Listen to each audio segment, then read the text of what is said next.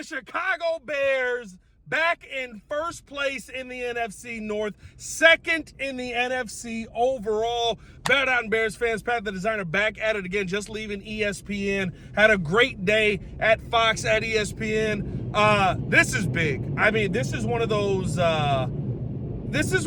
wins, especially the kind of win that you had today where not only did you get to see your team go out there and handle what many people said was a dominant defense that was going to hold you down, that was going to not allow you to move the football how you wanted to, but you did it in your way. You dictated policy. You passed the ball through the air at will. You ran the football how you wanted to. Strongly. Great game from DeAndre Swift. I mean, there's so much good in this game offensively for the Chicago Bears, which is really all that you're focusing in on, right? Like, listen, as much as it is, I love the fact how the defense played and different things like that, but Shedeur Sanders behind a thrown together offensive line. I'm not going to sit here and beat my chest about how the defense got after Shedeur Sanders today. What I will say is this: it was nice to see a defense actually put an offense away completely the way that the Bears did,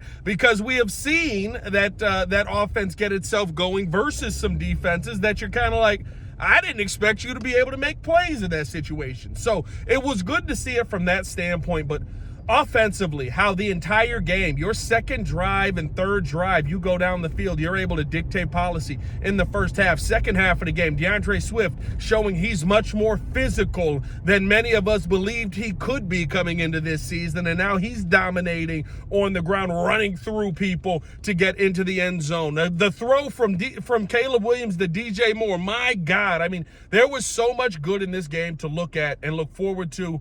And it's good to see the Bears move themselves back into this position. Now, Caleb Williams did set an NFL record today as well. He is the first quarterback with 1,000 passes. He hit his 1,000 pass mark. That touchdown to DJ Moore was his 1,000th pass, with the least amount of interceptions of any quarterback that has thrown 1,000 passes in the NFL in NFL history.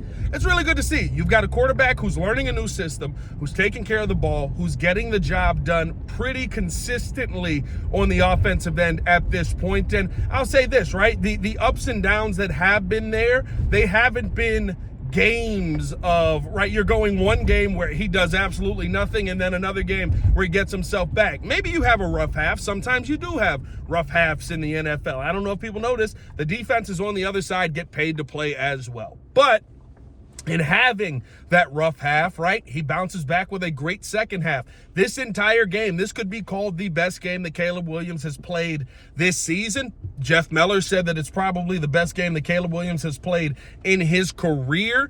And what I love about that is we've said that multiple times this season because he's continuing to get better. It's why I brought up the adjusted passing percentage when you talk about a passing completion percentage when you talk about what Caleb Williams is doing. He's going out there and showing you he knows where to go with the football. He knows how to play on time. And if guys bring the football in and he has that clean pocket and that that wherewithal to get them the football there, like, you're going to see a really good quarterback. I think that's what you saw today. I know there's going to be some people that say it's the 3-10 Browns. Of course you won this game. But listen, doing that versus that defense, that's a great precursor to what you have to face now going up against the Green Bay Packers this coming Saturday. That's going to be a late game. That game's going to be a lot of fun now. Unfortunately, a lot of injuries on the Packers side, and I know people are going to sit there and say, what do you mean, unfortunately, Pat? Listen, I never want to see anybody get hurt.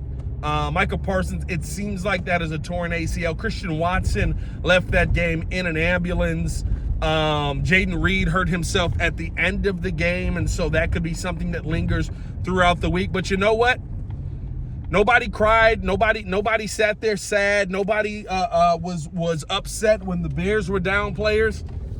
Going into this next game versus Green Bay, go in there, take advantage of their weaknesses, and establish dominance. I mean, realistically, we still don't have our full linebacker unit. We still don't have our full DB unit. We have been able to piecemeal it together, find really good pieces, and make it work. That's what you got to do. We'll see if the Packers can do that. But I think it speaks to, listen, that's something else. The dominance of this coaching staff has to be talked about. When I look at this coaching staff and how Like, today was the kind of game that you wanted to see. And what I mean by that is, right, you know what it is when you lose a game and you're like, yo, that pissed me off. I can't believe we lost the game in that manner. We had a chance to win. Especially Caleb Williams, if I throw a better football, then we can win. We have a chance to win that game. And you come out of that and go into this next game and you say, who we got on the schedule? The Browns, they got to die. Like, that's the kind of team we've been begging to have here in Chicago. The kind of team that doesn't take its opponents lightly because they're on the schedule. The kind of team that doesn't play down to its opponents, that says, we have our foot, it's placed on your neck, and we're going to put you away in this game. I think that's what you saw this Bears team do early on in the second half, what you saw the defense be able to go out there and do. And in that, now you sit atop the division yet again. Now you sit at second place in the division.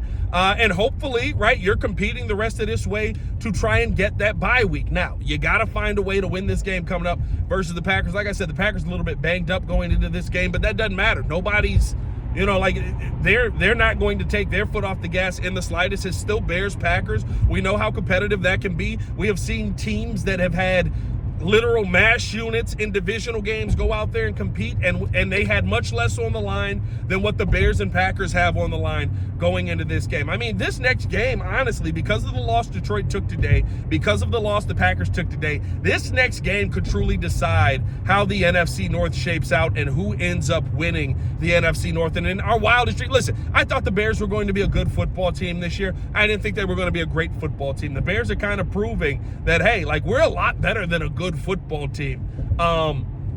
And next week, could you prove that you're a great football team? Could you prove that you're the best football team in what I would say is still the toughest division in football? Like, I think that's a conversation. If the Bears are able to close that one out, like, that's a conversation where now you're talking about Ben Johnson in Coach of the Year odds. You're talking about Ben Johnson turning a football team around that was absolutely atrocious last season in his first year being a head coach. Not to take anything away from what Mike Vrabel has done, but what Mike Vrabel has done is kind of, what's a good way to say it? What Mike Vrabel has done is something we've seen him do before. He's lived in that world. He's understood it. What Josh McDaniels is doing with Drake May is something we've seen Josh McDaniels do before. What we're seeing Ben Johnson do right now is not something we've seen him do as a head coach. And so for me, I think that is massive. I sit here today incredibly confident as a Bears fan. I feel really good. I think we all know what most of us are expecting Ben Johnson's mindset to be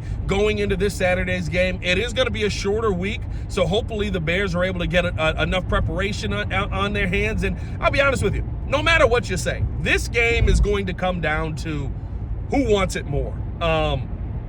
What I mean by that is the Packers know everything the Bears are going to throw at them. The Bears know everything the Packers are going to throw at them. It's a divisional game. We've seen these guys. We know the talent of the players. We know what kind of players are going to be out on the field, right? We know what Jordan Love can be. We know what he is when you don't put pressure on him. We saw Jordan Love knows, hey, I got a little bit of an advantage here with C.J. Gardner-Johnson on the other side. On top of that, right, like, they're not going to have Kyler Gordon going into this next game, who was somebody we thought was going to be in the last game, somebody they game planned for, right? Jalen Johnson starting to figure some things out maybe a little bit there in this game. So, like, it truly is going to come down to, who has the stronger will. That's the word I was going to look for there. Who has the stronger will, and can you put a team away handedly? I think what the Bears saw in the first half of that last game, or in the second half of that last game, they saw an opportunity that they just barely missed. Let's hope that they're able to find a way to take advantage of that opportunity this week, or just put them away altogether. That'd be great. Yeah, I mean, just end this game early. Just dog stomp them. I'd love that. But hey, man, I think that this is going to be a heck of a lot of fun here moving forward. At a minimum, you should be incredibly confident in your Chicago Bears team as we near the playoffs, Bears fans. Make sure that you hit that like button, subscribe to the page, leave a 5-star review. Y'all know what to do. As always, man, it's your boy Pat the Designer, back at it again. Y'all stay safe out there, Chicago. Bear down, one love. I need FGBs in the comments below. Peace.